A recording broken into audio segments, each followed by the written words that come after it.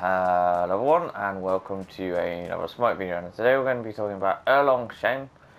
I believe that's pronunciation, I might have messed that up. So what we're basically going to be talking about is what he currently does and what he could potentially do.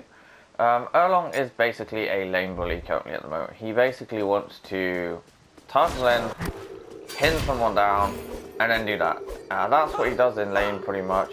He pretty much bullies people, and then he potentially gets a kill.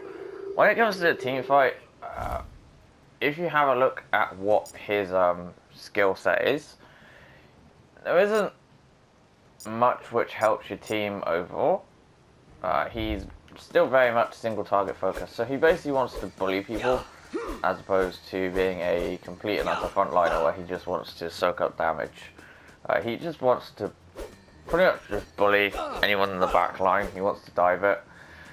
He's very much like a lot of other lane bullies, but they're not that useful in a team fight. You basically just want to burn abilities and then just dive mages and hunters. Compared to a lot of other warriors which have a lot more setup. Erlang doesn't. He's literally all about doing damage and forcing people away, as opposed to just being a pure setup god. Because as of right now, the title into the pin only works for one person pretty much. It's very difficult to get two people, especially with the pin. Most people are not going to be standing that close together, so you're not going to be able to pin them. It's simple as that. When you look at his bonus damage as well as the interaction between his passive as well as the bonus damage, you see that he's basically gets given more damage. So he's not really set up, he's more about early kill potential. The key problem here though is that he feels more like an assassin as opposed to a warrior. Now I have no problems with this. The problem I have though is the fact that there's a couple, I'm going to say it now, lane bullies who feel more like warriors with assassin power, who should feel more like Erlang in a team fight. That's what I'm going to say. And I still stand by that. I still think that is the core fundamental problem. I don't think Erlang is the problem. I think Erlang is how some of the other lane bullies should be, especially in a team fight setting. If you pick a lane bully, then you should win lane, but you should be irrelevant later on in the game. If you want to pick a team fight god, a team fight warrior, then you should be okay during the laning phase. You shouldn't be able to bully people too much in solo lane, but when it comes to team fight, you should be a complete and utter wall and a complete nuisance and very difficult to kill. The key problem I have is the fact that he does mediocre damage, but mediocre damage is very much about his bake attacks. That's pretty much it. Now, normally what you want to do is you want to turtle in and knock people up and then pin them, as opposed to using the Mink, which does, well, more damage. Mink is very, very good, especially against a single target, because you can literally just do this, then get someone and pin them, and then do that, and you have a disgusting amount of attack speed. You will pretty much kill someone most of the time. So there is that. However, it is extremely risky to do in team fights, so that's why you do the turtle shield, which really doesn't have that much health at a later stage of the game compared to the other shields that are in the game. I honestly feel they should just rework the entire warrior class and rebalance it. I think that is the core problem here, but I could be completely wrong. I am a low-level player, so I don't know fully. I'm willing to admit that. I do like him. He's an interesting take on the warrior archetype, I will give them that. And I think he is a step in the right direction for a certain element of that archetype. He does, however, feel very much like an assassin, and I know some people complain that you have to build him tanky, and it doesn't feel like he does much if you build him tanky compared to, say, in the jungle, or if you build him more damage focused. But then again, do you want to have a situation where you can build someone tanky and they can do a crap ton of damage as a warrior, or do you want to have a situation where you have to make a trade-off? I feel in that vein you should have to make a trade-off. And I also feel as well the problem isn't Erlang. I think the problem is the other lane bullies.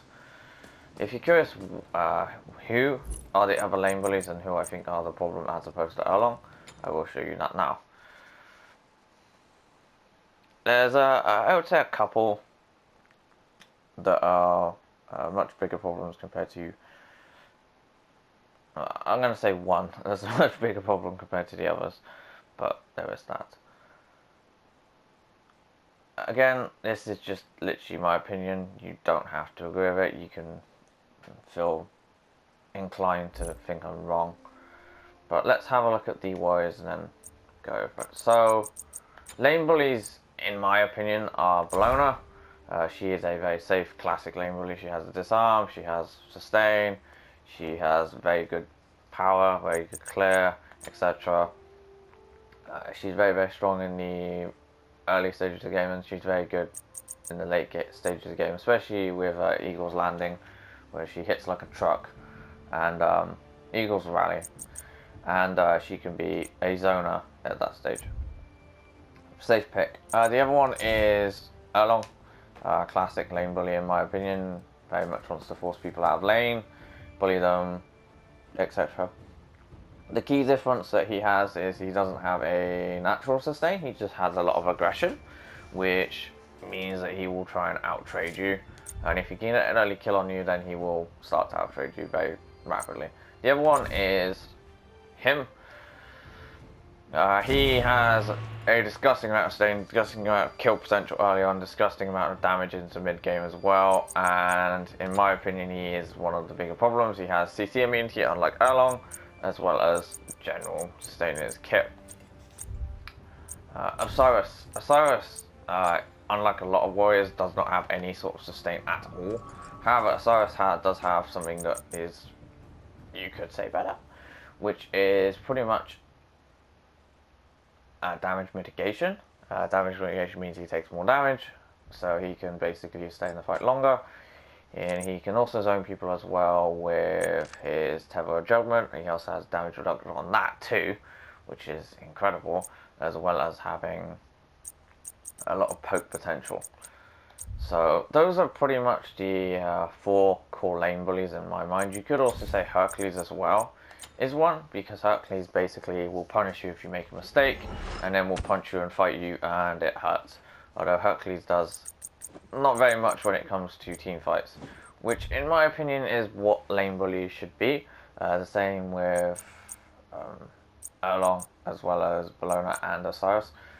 You should basically be about zoning people, and I think this guy is a bit too strong in that sense, but I could be wrong. Anyway, that's my thoughts on the lane bully warriors.